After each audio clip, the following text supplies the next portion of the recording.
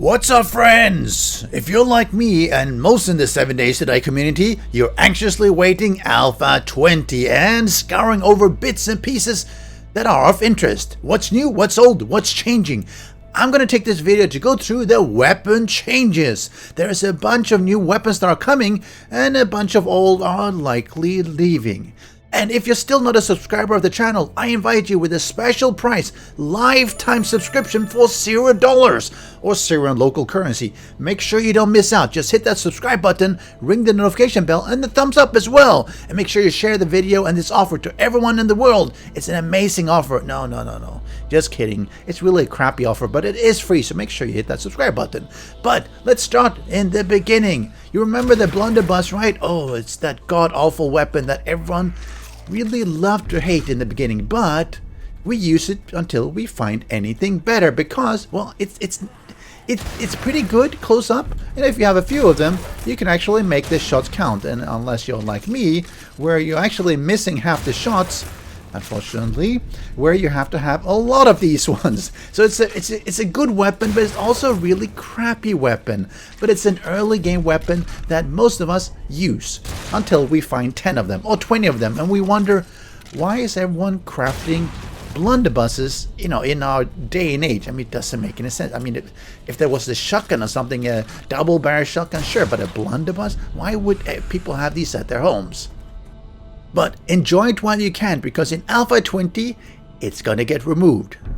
Oh no, the crowd shriek, and of course I can understand that. But wait, hold on people.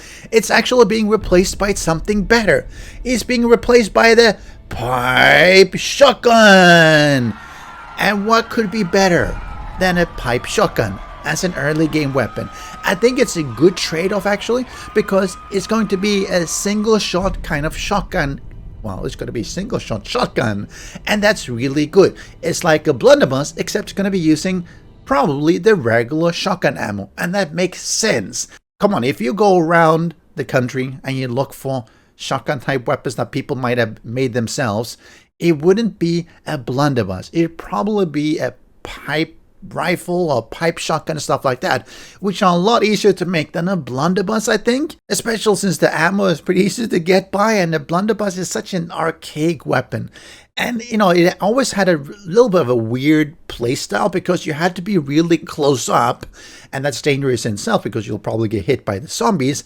And it also didn't really do a lot of damage on you unless you really hit them smack in the face. So I do love the change, and if you look at the new model, I mean, that looks awesome. And look at that, the duct tape that is holding it together, or maybe just covering some of the holes in the pipes and everything. But it looks really good. I like the model. It looks gritty. It looks like something that you've stamped in your own workshop and anything. And here you also see where that evil person is trying to shoot that poor lady in the face.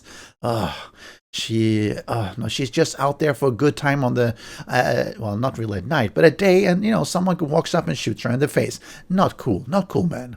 But next up is the primitive pistol, and it's not really called a pipe pistol. It looks to be the early game equivalent of a pipe shotgun, meaning that it's an easy way to craft or find a really primitive, well, it's not really a pistol.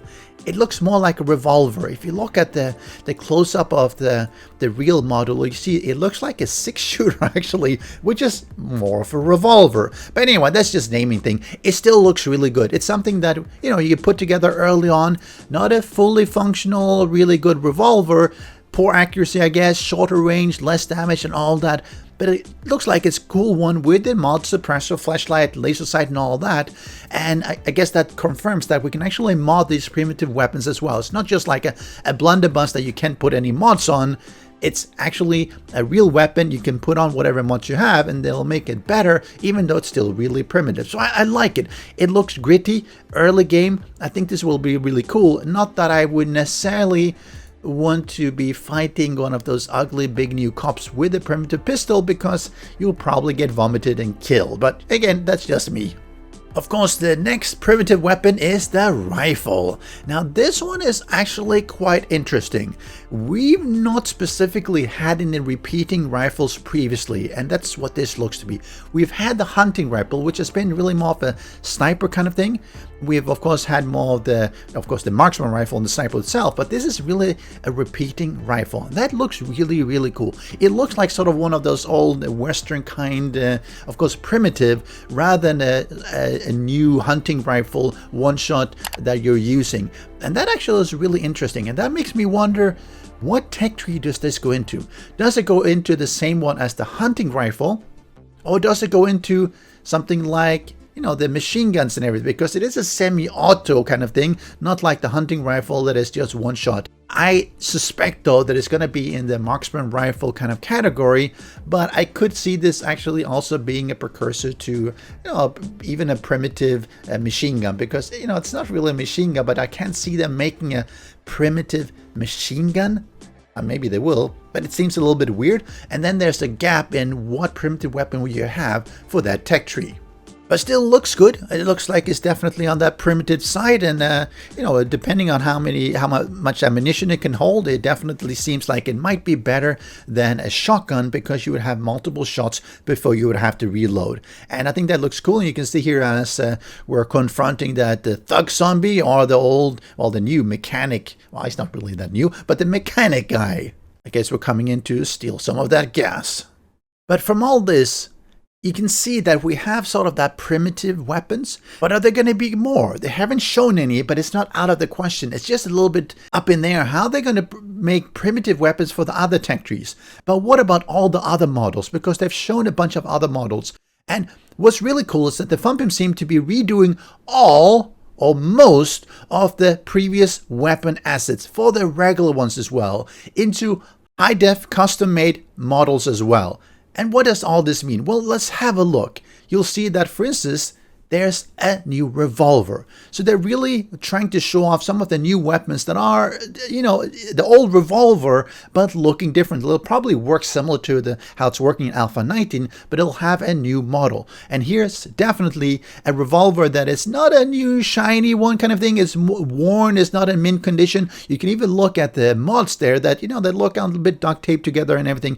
And that looks really cool. Actually, it looks like it's something that, you know, you found a revolver, you've had it with you for a long time, so it's a bit scuffed. It's not in perfect conditions. You've made some mods or found some stuff, taped things up to make them working, and you put them on, and that look is really good. And the same goes for the SMG. It's been used, it's been repaired, a lot of scratches, but it is the submachine gun with those custom-made mods as well.